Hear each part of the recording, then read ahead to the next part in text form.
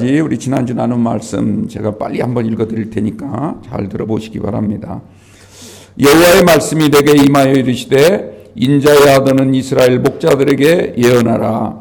그들 곧 목자들에게 예언하여 이르기를 주 여호와께서 이같이 말씀하시되 자기만 먹는 이스라엘 목자들은 화 있을진저 목자들이 양떼를 먹이는 것이 마땅하지 아니하냐. 너희가 살찐 양을 잡아 그 기름을 먹으며 그 털을 입되 양떼는 먹이지 아니하는도다. 너희가 그 연약한 자를 강하게 아니하며 병든 자를 고치지 아니하며 상한 자를 싸매주지 아니하며 쫓기는 자를 돌아오게 하지 아니하며 잃어버린 자를 찾지 아니하고 다만 호학으로 그것들을 다스렸도다. 목자가 없으므로 그것들이 흩어져서 모든 들짐승의 밥이 되었도다. 내 양떼가 모든 산과 높은 맷뿌리에 마다 유리되었고 내 양떼가 온 지면에 흩어졌으되 찾고 찾는 자가 없었도다. 이렇게 말씀을 합니다. 특별히 4절 말씀 보면 당시 거짓 목자들이 어떤 죄를 저질렀는가 그걸 쭉 설명하고 있는데 6가지의 죄악에 대해서 설명을 하고 있습니다. 예수님도 종종 사람들을 향해서 이런 책망을 하실 때가 있었죠. 특별히 화 있을진저 이런 표현을 이렇게 책망하신 때가 몇 번 있었습니다. 근데 예수님이 책망한 그 책망의 대상들이 누구였냐면 당시 거짓을 일삼고 사람들을 자꾸 잘못된 길로 인도하는 그런 종교 지도자들, 이를테면 대제사장이라든지 바리새인이라든지 율법학자라든지 서기관 이런 소위 권력층들, 이런 사람들을 향해서 예수님은 아주 강하게 책망을 했습니다. 왜냐하면 그들이 자신들이 가지고 있는 권력을 이용해서 오로지 자기 배를 채우는 일에만 여념없었거든요. 예수님은 이들을 향해서 화 있을진저, 다시 말하자면 너희들에게는 반드시 화가 임하게 될 것이다, 이런 말씀이죠. 여기서 말하는 화라고 하는 것은 물론 이제 자연재해나 또는 사고나 질병이나 또 어떤 재앙 같은 것, 이런 것을 포함하긴 하지만 중요한 것은 어떤 모습의 화인가가 중요한 게 아니라 그 화를 누가 주시느냐, 하나님이 주신다는 겁니다. 왜 주시는가? 바로 그들이 저지른 죄악 때문에 하나님이 내리신 징벌이다, 이런 말씀이죠. 또 뿐만 아니라 이것보다 더 큰 화가 있는데 그것은 뭐냐면 하나님과의 관계가 단절되는 것입니다. 하나님과 아무 상관이 없는 그런 사람처럼 취급을 받는다는 얘기죠. 결국 이런 사람은 하나님의 나라를 위협으로 받을 수가 없다. 예수님은 아주 분명하게 그리고 아주 단호하게 선포를 하셨습니다. 오늘 우리가 읽은 말씀은 거짓 목자들에 대한 예언의 말씀이죠. 당시 고대 사회, 특별히 이스라엘 사회에 있어서 이 목자라고 하는 이 직업은 단순히 어떤 양을 치는 사람이라는 그런 뜻도 있겠지만 특별히 이 하나님의 백성을 이끄는 그런 종교 지도자들, 이런 사람들을 일컫고 있습니다. 그리고 종교 지도자들만 가리키는 것이 아니라 정치 지도자, 또 사회, 경제, 문화, 군사, 외교 모든 분야에 가장 높은 지위를 갖고 있는 수장들, 이런 사람들을 다 일컬어서 심지어는 아주 지혜로운 현자까지도 당시에는 다 목자다, 이렇게 표현을 합니다. 그렇다면 이런 목자들 가운데 거짓을 일삼는 악한 목자들은 과연 누구였을까? 아까 말씀드린 것처럼 거짓 제사장들, 분명히 겉모습은 제사장 옷을 입고 있고 또 분명히 하나님 말씀을 선포하는 것은 맞는데 그런데 그 마음속, 그 내면 속에는 아주 시커먼 악에 찌들어져 있다는 얘기죠. 또 당시 정치 지도자들, 나라를 다스리는 정치 지도자가 백성들을 사랑하지 아니하고 오로지 자기의 권력 유지 그리고 자기 배를 채우는 일에만 신경 쓰고 있는 그런 정치 지도자들, 관리들 다 거짓 목자에 해당이 됩니다. 뿐만 아니라 당시에 많은 소유를 가지고 있었던 부자들, 소위 이제 히브리 말로 이 성경을 보면 암하레츠라는 그런 이 사람들이 나오는데, 암이라는 말은 백성이란 뜻이고 하레츠란 말은 하아레츠, 그러니까 땅이라는 뜻입니다. 땅의 백성이라는 뜻인데, 그 말은 무슨 말이냐면 땅을 많이 소유하고 있는 부동산 부자들, 이런 사람들이 자기들이 가지고 있는 그 재산, 재물로 많은 사람들을 위해 쓰거나 하나님의 영광을 위해 쓰려고 하지는 아니하고 더 자신의 재산을 증식하려고만 해서 다른 사람을 오히려 억압하고 갈취하는 일에만 여념이 없는 그런 나쁜 부자들, 이런 사람들을 일컫고 있습니다. 또 당시에는 거짓 선지자들과 학자들이 많았고요. 또 사람들에게 선생이라고 이렇게 칭함을 받기를 좋아하는 율법 선생들, 우리가 성경에 보면 랍비라는 단어가 나오죠. 그런 사람들도 다 거짓 목자에 해당이 됩니다. 그러니까 스스로 지혜 있다고 말은 하지만, 내가 하나님의 축복을 받아서 이렇게 부를 누리고 있다고는 하지만 사실상은 하나님과 전혀 상관이 없는, 하나님의 뜻을 순종하지도 아니하고 오로지 자신의 이익만을 위해서 사는 그런 일부 몰지각한 그런 사람들을 다 오늘 성경에서는 거짓 목자라 이렇게 칭하고 있다는 것입니다. 이들은 방금 말씀드린 것처럼 자기들이 지금 가지고 있는 이 권력과 재산, 그리고 자신들이 가지고 있는 지식, 이런 것들을 내가 하나님을 잘 섬겼기 때문에, 하나님을 잘 경외했기 때문에 하나님께서 나에게 복을 내려주신 것이다, 이렇게 떠벌리고 다녔습니다. 그들은 하나님을 믿기는 믿었지만 그러나 하나님을 믿기를 마치 우상을 섬기듯 하였습니다. 하나님이라는 우상을 섬겼던 것이죠. 그러면서 이런 잘못된 신앙을 자꾸 백성들에게 자랑하고 백성들의 마음을 자꾸 현혹시키는 거죠. 정말 올바르게 하나님을 믿도록 잘 지도해야 될 사람들이 반대로 올바른 신앙보다는 그릇된 신앙을 자꾸 보여주고, 그게 진짜 하나님을 믿는 것인 것처럼 그들의 마음을 속였다는 얘기입니다. 심지어는 우상을 숭배하도록 강요하는 사람들도 있었고 선동하는 사람들도 있습니다. 그래서 결국 나라 전체를 다 우상 숭배의 나라로 이끌어갔던 주범들이 바로 이 거짓 목자들이었던 겁니다. 이들이 무슨 짓을 했는가? 오늘 우리가 읽은 본문을 잘 들여다보면 이들이 대체 무슨 짓을 했길래 하나님이 이토록 진노하시고 그들에게 화 있을진저 이런 선언을 하고 계실까? 잘 우리가 들여다보시기 바랍니다. 특별히 오늘 본문 3절과 4절이 굉장히 중요한 본문인데요. 이 3절과 4절은 좀 나누어서 살펴볼 필요가 있습니다. 먼저 3절 말씀을 보시면 이 내용이 무슨 내용이냐면, 가장 본을 보여야 할 지도자들이 자신들이 가지고 있는 힘을 이용해서 하나님께 바쳐진 재물, 그 가운데서도 가장 기름지고 가장 좋은 부분들을 제멋대로 갈취해가는 아주 나쁜 모습들을 가진, 그것을 우리에게 말하고 있습니다. 이것을 다른 말로 바꿔서 설명을 드린다면 자신들의 권력을 남용하고 있는 거죠. 권력 남용, 이것을 지적하는 겁니다. 그 다음 4절 말씀은 그런 그 자신들이 가지고 있는 권력을 잘못 쓰고 있는 것, 권력 오용이라고 하죠. 잘못 쓰고 있는 모습을 보여주고 있습니다.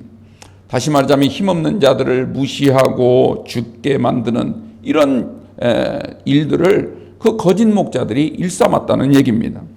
먼저 3절 말씀을 우리 다 같이 한번 보실까요? 너희가 살찐 양을 잡아 그 기름을 먹으며 그 털을 입되 양떼는 먹이지 아니하는도다, 이렇게 말씀을 합니다.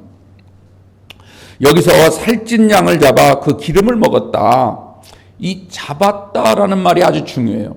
잡았다. 히브리 말로는 째바흐라는 단어를 쓰고 있는데, 이 단어는 무슨 뜻이냐면, 물론 짐승을 잡아 죽이는 문자적으로는 그런 뜻을 가지고 있지만, 이 째바흐라는 단어는 이 하나님께 제물을 바치기 위해서 짐승, 희생 제물을 잡는 것, 그것을 그런 모습을 우리에게 설명할 때 째바흐, 잡았다, 이렇게 말씀을 하고 있습니다. 그러니까 하나님께 지금 이 희생 제물을 바치기 위해서 이 짐승을 죽였다라고 하는 것은 그 짐승이 뭐라는 얘기입니까? 하나님께 바쳐야 할 제물이라는 뜻이죠. 그런데 그 기름을 먹었다는 거예요.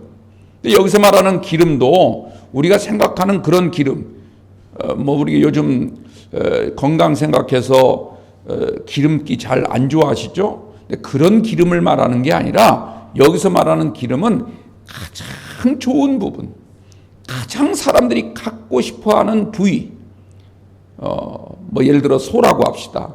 또는 양이라고 합시다. 그 가운데서 가장 비싼, 정육점에서 그 고기를 살 때 가장 비싼 부위를, 그걸 기름이라고 여러분들이 생각하시면 쉽게 이해를 할 수가 있을 거예요. 그런 기름을 그들이 자기 것으로 삼았다라고 하는 거죠. 성경에 보면, 특별히 레위기에 나오는 제사법을 잘 들여다보면 이 기름진 곳은 반드시 누구에게 드립니까? 하나님께 드리도록 되어 있어요. 불에 태워서 화제로 하나님께 바쳐라. 하나님이 그렇게 명령을 했다는 거죠. 그러니까 이 부분은 절대로 누구든지 건드려서는 안 될 가장 거룩한 성물인 것입니다. 하나님의 것인 거죠.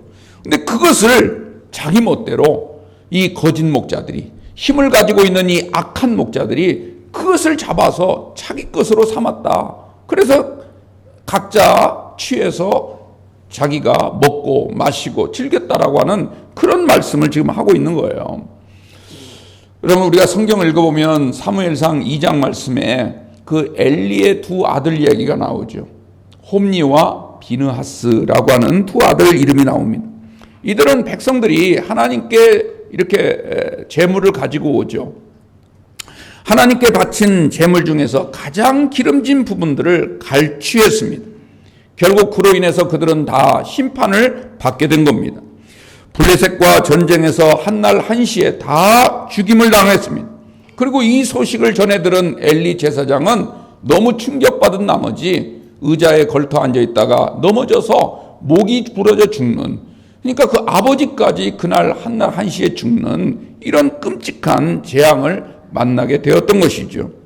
심지어 그 아들 가운데 비느하스, 이 비느하스의 아내가 자식을 마침 그날 낳았는데, 이 아내는 이미 하나님의 영광이 우리 가문을 다 버리고 떠났다는 사실을 알고 그 아들, 낳은 아들 이름을 이가봇이라 이렇게 이름하였습니다. 이가봇이란 말은 이라는 단어와 카보드란 말은 하나님의 영광이라는 뜻입니다. 이라는 말이 앞에 붙으면 하나님의 영광이 사라졌다 이런 뜻이에요. 하나님의 영광이 떠났다. 더 이상 우리 가문에는, 우리에게는 하나님의 영광이 함께하지 않는다. 즉 하나님이 우리를 버렸다 이런 뜻이죠. 그 이유가 무엇이었습니까? 하나님께 바쳐야 할 성물, 가장 기름진 부분, 이것은 절대로 아무리 대제사장이라 할지라도, 아무리 가장 높은 권력을 가지고 있는 왕이라 할지라도 건드려서는 안 될, 취해서는 안 될 가장 거룩한 성물이었는데 그것을 건드렸다는 거죠. 여러분들, 우리도 신앙생활하다가 하나님의 것, 우리가 하나님 것은 하나님께 바치는 그런 믿음을 꼭 가지게 되길 바랍니다. 지금 내 생활이 좀 힘들다고, 어렵다고 여러 가지 이유로 그 성물을 건드리게 되면 그 결과가 결코 좋지 않다는 사실을 꼭 기억하시고, 하나님의 것은 하나님께, 그리고 하나님께서 나에게 주신 은혜로 생각하고 남은 부분을 정말 하나님이 기뻐하시는 아름다운 모습으로 사용할 수 있는 그런 믿음의 성도들이 꼭 되시기를 주님의 이름으로 축원을 드립니다. 그 다음에 그 털을 입었다라고 되어 있죠. 이 털이라는 말도 째메르라고 하는 단어를 쓰고 있는데, 이 단어는 무슨 뜻이냐면 가죽을 말하는 거예요. 가죽. 어떤 털럭을 말하는 게 아니라 그 털이 있는 짐승의 피부, 가죽을 말하는 건데, 이 가죽은 우리가 레위기 말씀, 특별히 하나님께 바치는 번제에 대한 말씀을 잘 읽어보면 이건 역시 하나님께 다 태워서 드려야 된다 이렇게 말씀을 하고 있습니다. 왜냐하면 하나님께서 그 타오르는 연기를 맡으시고 이것은 가장 거룩한 향기다. 너희들이 가지고 있는 모든 기도의 제목, 너희들의 여러 가지 아픔과 고통을 하나님이 다 아시고 그 향기를 맡으시고 우리의 고통을 또 우리의 슬픔을 다 하나님이 해결해 주시고 도와주시겠다라고 하는 그런 차원에서 이 터를 하나님께 화제로 불태워 드렸던 것이죠. 그런데 거짓 목자들은 어떻게 했습니까? 그 터를 태우지 아니하고 하나님께 바치지 아니하고 너무 고급스러우니까 그 털로 옷을 지어서 자신들이 입고 다녔다라고 하는 거죠. 그게 마치 권력의 상징인 것처럼 자랑하며 다녔다는 얘기죠. 이거 역시 하나님의 영광을 가로채는 마치 사탄의 행위와 같았다라고 하는 겁니다. 왜? 내가 하나님이다. 이걸 과시하는 거죠. 내가 보통 사람이 아니다 라고 하는 것이죠. 그 다음에 또 양떼는 먹이지 아니하도다 이렇게 말하고 있지 않습니까? 여러분들 레위기 제사법을 잘 읽어보면 하나님께 제사를 드리잖아요. 이 제사를 드릴 때 방금 말씀드린 것처럼 가장 기름진 부분, 그리고 털, 가죽 이런 부분은 어떻게 드린다고요? 불태워서 화제로 드린다 말씀드렸죠. 그리고 이제 나머지 고기, 그 남은 부분 가운데 일부, 예를 들어 우편 뒷다리라든지 가슴팍이라든지 이런 부분은 제사장 몫으로 주었습니다. 왜냐하면 제사장은 직업을 가지지 않고 오로지 이스라엘 백성들의 속죄만을 위해서 헌신하는 평생을 바친 사람들이기 때문에 그들 몫으로 주는 거예요. 그리고 또 남은 부분이 있을 거 아니겠어요? 그 남은 부분은 어떻게 합니까? 모든 동네 사람들, 모든 일가 친척들과 마을 사람들을 다 불러서 특히 그 가운데서 부모가 없는 고아라든지 또는 남편을 잃은 과부라든지 그리고 또 어디 살다가 이리저리 떠돌다가 들어온 나그네라든지 이런 사회적 약자들, 가난하고 어려운 사람들까지 다 불러서 어떻게 했습니까? 함께 먹고 마셨습니다.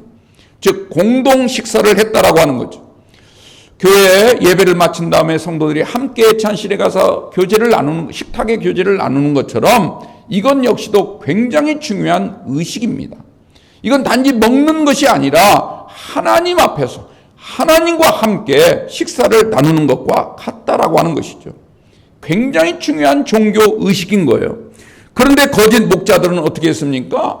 가난한 사람들, 사회적 약자들을 쳐다보지도 않고 신경도 쓰지 아니하고 전혀 돌볼 생각을 하지 않았습니다.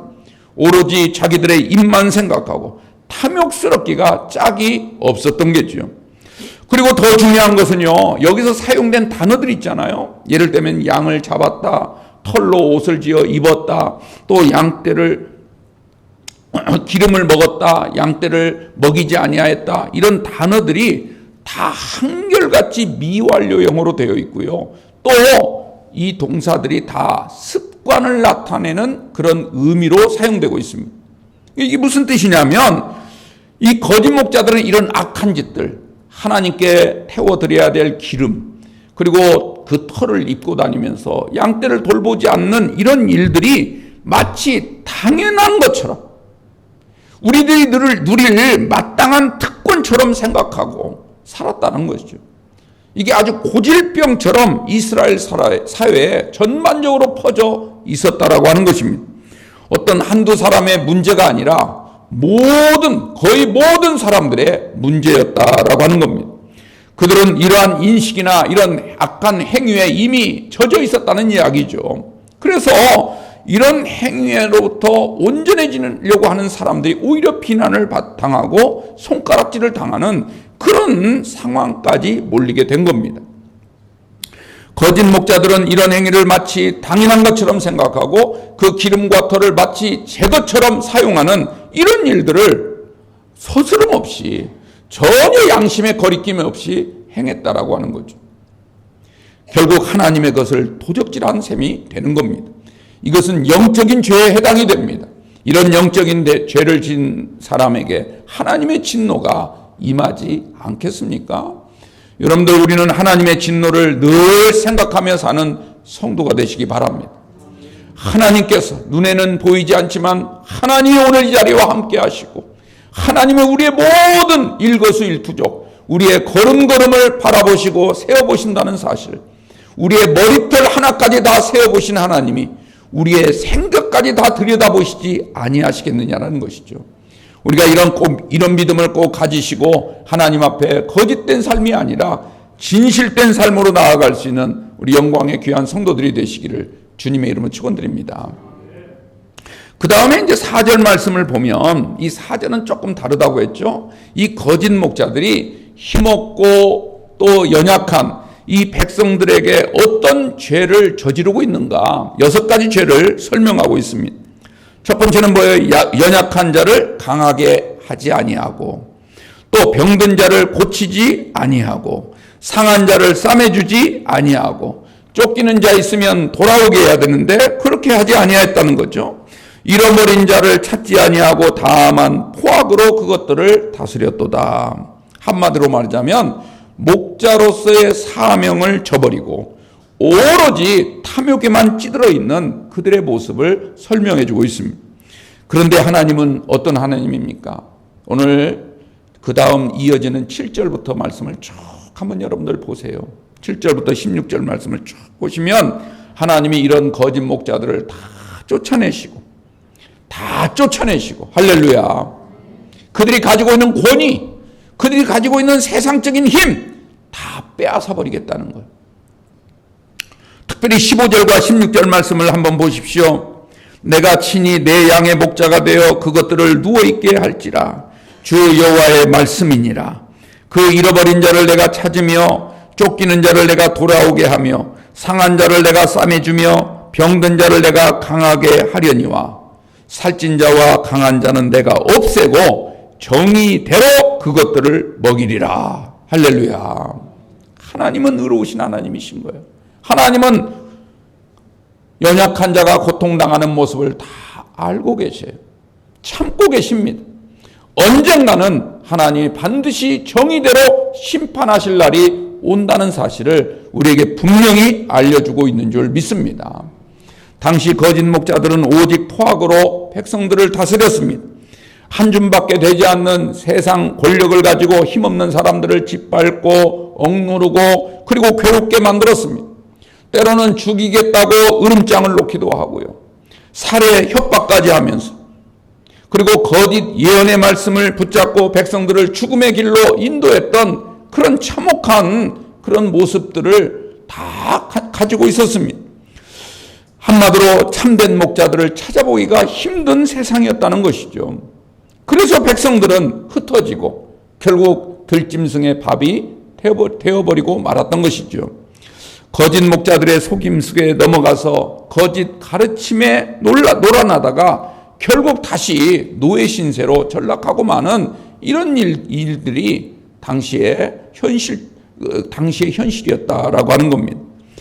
오늘 여러분들 6절 말씀 다시 한번 봅시다. 6절을 보면 이렇게 말하고 있습니다. 내 양떼가 모든 산과 높은 맷뿌리에마다 유리되었고 내 양떼가 온 지면에 흩어졌으되 찾고 찾는 자가 없었도다. 이렇게 말합니다. 모든 산과 높은 맷뿌리에마다 유리되었다. 맷뿌리란 말은 언덕을 말하는 거예요. 언덕. 그러니까 산과 언덕, 이 골짜기들을 헤매고 다니는 양들의 모습을 지금 우리에게 말해주고 있는 거죠. 그들이 왜 헤매고 다닙니까? 어떻게든 먹을 것을 찾으려고, 어떻게든 살기 위해서 몸부림치고 있는 모습을 지금 우리에게 연상해서 보여주고 있습니다. 그리고 또 높은 산과 맷불이라고 하는 것은 어떤 곳이냐면 우상, 그러니까 이교도들의 신전이 주로 그런 곳에 세워져 있었습니다. 그걸 누가 세웠냐면 이방인들이 세운 게 아니에요. 그들의 정치 지도자들, 종교 지도자들이 하나님을 섬기면서도 또 다른 곳에는 우상 신전을 세워놓고 같이 겸하여 섬기는 이런 일들이 다반사로 있었던 것이죠. 이건 우리가 이미 앞에 에스겔서 말씀을 나눌 때 서로 이야기가 나눴던 부분이죠. 그러니까 이스라엘 백성들은 이 거짓 목자들 때문에 대부분 어떻게 했다는 겁니까? 하나님을 버리고 우상, 이방 신전을 찾아가서 거기서라도 빌부터 살려고 하는 그런 안타까운 모습들을 오늘 우리에게 고발해주고 있습니다. 그런 모습을 유리되었다라고 표현하기도 하고 온 지면에 흩어졌다 이렇게 말하고 있는 거예요. 그런데 그럼에도 불구하고 그 어느 누구도 이들을 다시 돌아오게 하려고 하거나 그들을 찾는 그런 사람들이 없었다는 것이죠. 이것이 곧 비극인 것입니다. 여러분들, 세상이 악해질 수 있어요. 교회가 잘못될 수 있어요. 그러나 잘못된 걸 알았다면, 뭔가 문제를 발견했다면, 이래서는 안 되겠구나라고 하는 걸 우리가 깨달았다면 돌이켜야 되는 것입니다. 다시 바르게 세워야 하는 겁니다. 이미 굽어진 것을 펴려면 힘들죠. 이미 찢어진 것을 붙이려면 그게 사람의 힘으로는 어렵습니다. 그러기에 우리는 하나님께 더욱더 기도해야 됩니다. 하나님, 우리를 도와주옵소서. 지금 이 세상 점점 악으로 향하여 나아가고 있고 심지어는 교회들조차도 흔들리고 있습니다. 사탄의 세력, 음부의 세력이 지금 교회를 마음대로 조롱하고 있고 흔들어대고 있는데 우리 교회만큼은 바르게 세워주옵소서. 우리 힘으로 안 되오니 주님께서 우리를 붙잡아 주옵소서. 기도해야 되지 않겠습니까? 그런데도 거짓 목자들은요, 양들을 불쌍히 여기지도 아니하고 책임감과 의무감을 전혀 보여주지 못하고 있는 거예요.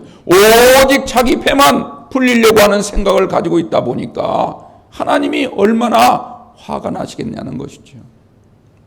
사랑하는 성도 여러분, 저희가 개인적으로 여러분들에게 꼭 부탁드리고 싶은 건요, 여러분들 늘 저를 위해서 많이 기도해 주세요. 우리 장로님들도 그렇고 우리 권사님들도 그렇고 기도 맡으신 분들 또 우리 모든 성도님들이 다 기도해 주시는 거 정말 감사해요.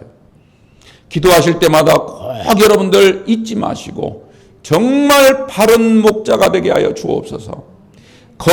거짓에 물들지 않고 정말 하나님의 말씀을 하나님의 말씀으로 전할 수 있는 선한 목자가 되게 하여 주옵소서. 기도해 주시기 바랍니다. 근데 기도만 하면 되는 게 아니에요. 기도가 가장 중요하긴 하지만 기도와 더불어서 한 가지 꼭 여러분들이 더 해야 될 일이 있어요. 그게 뭐냐면 모든 일에 협력할 줄 알아야 돼요. 협력할 줄 알아야 돼요. 제가 교리적으로 문제가 있다든지, 즉 복음을 전하지 않고 가짜 복음을 전한다든지, 또는 법적으로 문제가 있다든지, 제가 누구한테가 사기를 치고 누구를 해코지해서 법률적으로 지금 문제가 됐다든지, 그러니까 교리적으로 문제가 있다든지 법률적으로 문제가 있지 않는 한 그 두 가지는 따르면 안 돼요. 제가 거짓 교리를 여러분들에게 가르친다든지, 또는 제가 엉터리 짓을 하면서 여러분들에게 바르게 사십시오라고 한다든지, 이런 말은 여러분들이 순종하지 않아도 괜찮아요. 협력하지 않아도 괜찮는데 교리적으로 문제가 없다든지 법률적으로 온전하다면 여러분들은요, 가급적이면 힘을 내서 교회에서 하는 모든 일에 협력해 줄 아는 사람, 이런 사람이 진짜 교인인 거예요. 말로만 믿는다고 하고 행동은 움직이지 아니하고. 제가 어제도 책을 보는데요, 그 책에 그런 얘기가 나와요. 사람들은 느껴도 행동하지 아니하고 공감한다고 하면서도 같이 나누지 아니하는 그 세상은 가짜라는 거예요.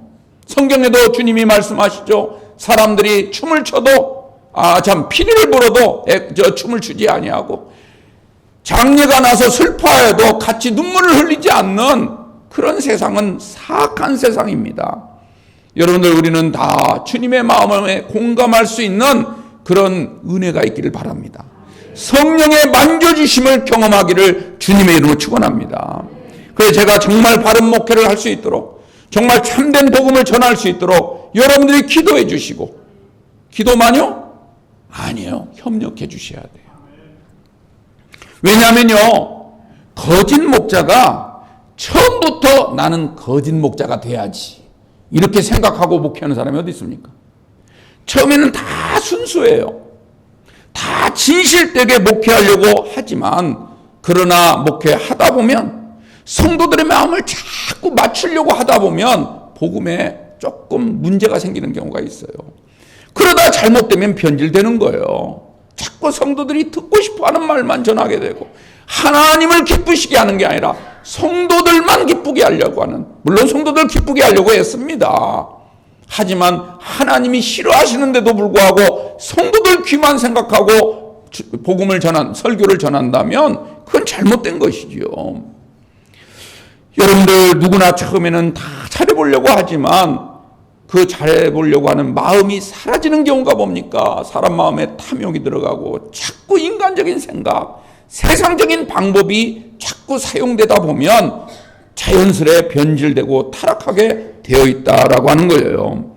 여러분들 많이 기도해 주시기 바랍니다. 정말 하나님이 기뻐하실 만한 바른 목회를 할 수 있도록 하나님, 우리 목사님을 붙잡아 주옵소서. 성령의 충만함으로 성도들을 바른 길로 인도할 수 있는 목자가 되게 하여 주시옵소서. 기도해 주시기를 주님께, 여러분께 간절히 부탁을 드립니다. 그리고 그것 못지않게 모든 일에 협력해 주시길 바랍니다. 성도들이 협력해 주지 않는다면 사실상 바른 목회가 불가능해요. 성도들이 협력하지 않는다면, 예배에 협력하지 아니하고, 말씀 공부하는데도 협력하지 아니하고, 교회 봉사하는데도 협력하지 아니하고, 교회 행사에도 참여하지 아니하고, 또 다른 사람을 배려하라고 하는 그런 가르침에도 거들떠보지 아니하고, 말씀 순종하지 아니하고 자신에게 주신 사명을 감당하지 않는다면 절대로 목사가 바른 목회를 할 수가 없어요. 여러분들은 기도 못지않게 모든 일에 협력해 줄 아는 넓은 마음, 믿음을 갖게 되기를 주님으로 축원합니다. 여호와는 나의 목자시니 내게 부족함이 없으리로다. 다윗이 했던 고백이죠. 여러분들 꼭 이 믿음을 가지시기 바랍니다. 우리 하나님이 진짜 목자예요. 우리 주님이 선한 목자입니다. 우리는 다 그 일을 감당하기 위해서 주님을 벤치마킹 하는 거예요. 주님을 잘 배워서 주님이 어떻게 하셨는지를 잘 본받아서, 역시 우리 누구나 다 부족하고 다 죄성을 가지고 있지만 그럼에도 불구하고 담대히 하나님의 말씀을 전하고 그 말씀을 여러분들이 믿고 나아갈 수 있는, 그래서 항상 푸른 풀밭과 쉴만한 물가에서 여러분들이 평강을 누리고 기쁨의 삶을 살아갈 수 있도록 그런 삶을 사는 우리 영광교회 성도들이 되시길 바랍니다. 여호와는 나의 목자시니 이 믿음을 꼭 가지시고요. 항상 감사하시고, 그리고 괴로운 일이 있어도 하나님께 찬송하시고요. 하나님 나를 도와주시기 원합니다. 늘 기도하시면서, 그리고 모든 일에 협력하시면서, 성도들, 우리 사명자들에게 받은 것은 우리가 해야 될 맡은 일은 오직 충성이라는 사실을 기억하시고 그 믿음으로 여러분들이 삶을 살아간다면 반드시 하나님께서 복의 복을 주실 줄로 믿습니다. 우리 영광교회를 통해서 더 큰 일을 하나님께서 행하시게 될 줄로 믿습니다. 그런 기적을 다 여러분들이 눈으로 바라보시고 확인하시고 더 기쁨 가운데 하나님을 찬양하며 열심히 또 행복하게 하루하루 살아갈 수 있는 여러분들 모두가 되시기를 우리 주 예수님의 이름으로 축원드립니다. 우리 기도하겠습니다. 하나님 아버지 감사합니다. 오늘 또 주연절 6번째 주간을 저에게 주셔서 주님 앞에 예배드릴 수 있도록 우리 모두를 불러주시니 감사합니다. 부족하고 연약하고 여러 가지 인간적 사정, 세상적인 여러 가지 모습이 있지만 그럼에도 불구하고 하나님이 우리를 사랑하사 우리를 주님의 귀한 존전으로 불러주셨사오니 오늘 말씀을 우리가 잘 귀담아 듣고 우리 마음판에 새기고 우리 손과 발, 몸을 통하여 움직일 수 있는 순종의 삶을 살아갈 수 있도록 도와주셔서 여호와는 나의 목자시니 날마다 감사하고 찬양하며 하나님께 영광 돌리는 우리 영광의 귀한 성도들이 다 될 수 있도록 은혜를 내리워 주옵소서. 부족한 종을 세워주셨사오니 거짓에 물들지 않도록 도와주시고 허탄한 것을 마치 참된 것인 양 가르치지 않도록 도와주시고 하나님을 기쁘시게 할 수 있는 그래 성도들을 정말 축복의 길로 선한 길로 의로운 길로 생명길로 인도할 수 있는 주님을 닮은 귀한 목자로 삼아주실 줄 믿습니다.